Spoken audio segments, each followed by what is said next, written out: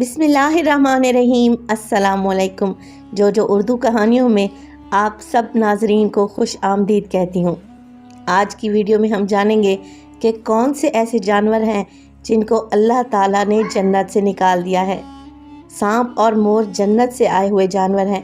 जन्नत में घूमने फिरने और खाने पीने को बहुत कुछ था, लेकिन जन्नत में अकेले और तन्हा होने की वजह से हज़रत आदम अलैहिस्सलाम उदास रहते थे।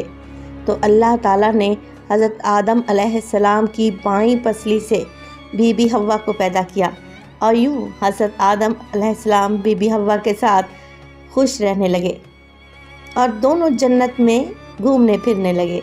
अल्लाह ताला ने इनसे कहा, तुम दोनों जन्नत में जो चाहो खाओ पियो घूमो फिरो, लेकिन ख़बरदार इस दरख्त के करीब मत जाना और ना ही इसका फल खाना।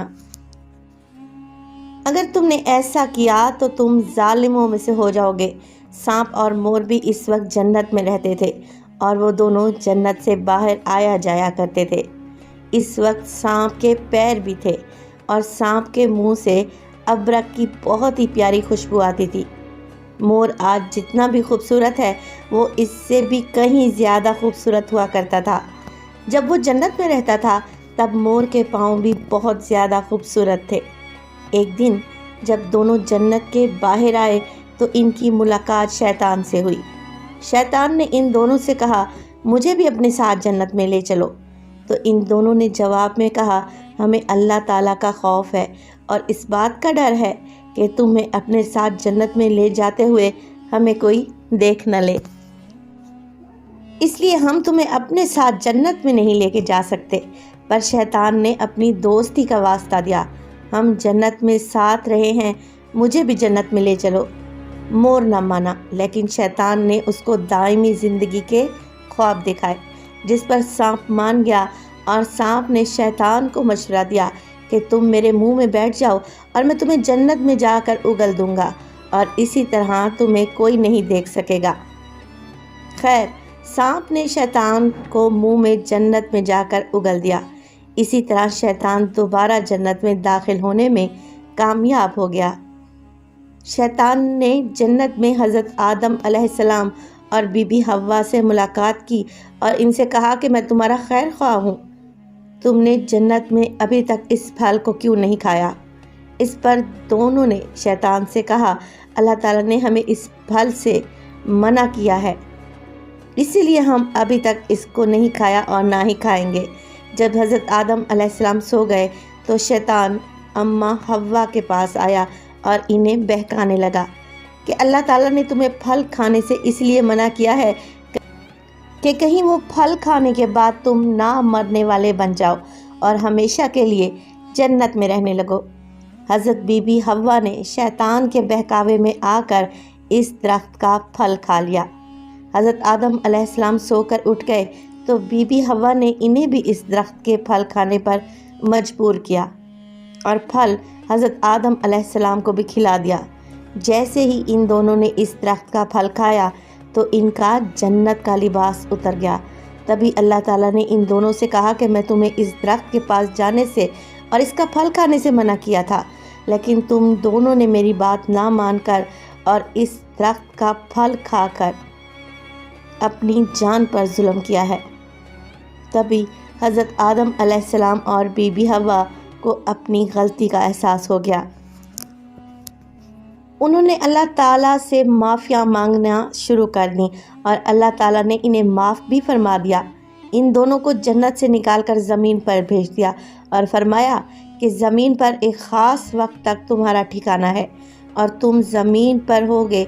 अल्लाह ताला ने शैतान को जन्नत में लेकर आने पर मोर की खूबसूरती छीन ली और जिन पैरों से वो शैतान को जन्नत में लेकर आया था इन्हें बदसूरत बना दिया। और सांप ने मोर को शैतान की मदद करने का मशवरा दिया था तो अल्लाह ताला ने इसके मुंह से अबरक की खुशबू छीनकर सांप के मुंह में जहर भर दिया। सांप की टांगें छीनकर मोर और सांप को जन्नत की इस खूबसूरत जगह से हमेशा हमेशा के लिए निकाल दिया। सांप और मोर के बाद बारी आती है छिपकली की। छिपकली ने आखिर ऐसा कौन सा गुनाह किया था जिसकी पादाश में ता क़यामत इसको मारना, ثواب قرار دیا گیا۔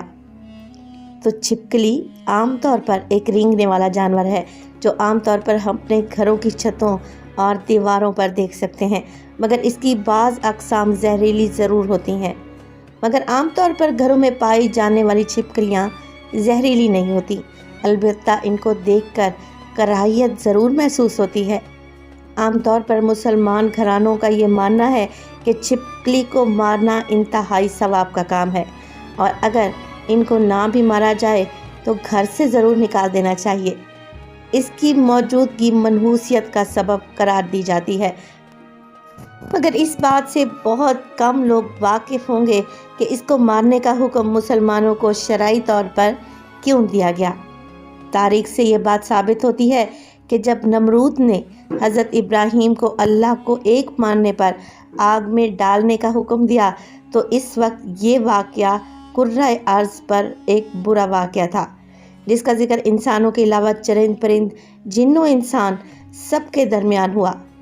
اس موقع پر ایک روایت کے مطابق جب چیونٹی اور چھپکلی کے درمیان اس واقعے کا ذکر ہوا تو چیونٹی نے حضرت ابراہیم کی حمایت کی، جبکہ چھپکلی نے نمرود کو حق کے بجانب قرار دیا۔ ایک اور روایت کے مطابق جب حضرت ابراہیم کو آگ میں ڈال دیا گیا تو اس موقع پر چھوٹے پرندے بھی اپنی استطاعت کے مطابق اپنی چونچ میں پانی بھر کر آگ میں ڈال رہے تھے تاکہ حضرت ابراہیم کے لیے آگ ٹھنڈی ہو سکے۔ اس موقع پر یہی چھپکلی تھی جو اس آگ کو اپنی سانسوں سے مزید بھڑکانے کی کوشش کر رہی تھی اور آگ کو پھونکے مار رہی تھی۔ تو آج کی ویڈیو میں نے آپ کو بتایا کہ 3 ایسے منحوس جانور ہیں جنہیں اللہ تعالیٰ نے جنت سے بے دخل کر دیا ہے۔ امید کرتی ہوں آپ کو جو اردو کہانیوں میں یہ قصہ بہت ہی پسند آیا ہوگا۔ ویڈیو اگر اچھی لگی ہو لائک کر دیں اور جو اردو کہانیوں کو سبسکرائب بھی کر لیں۔ اپنا بہت سارا خیال رکھیں۔ اللہ حافظ۔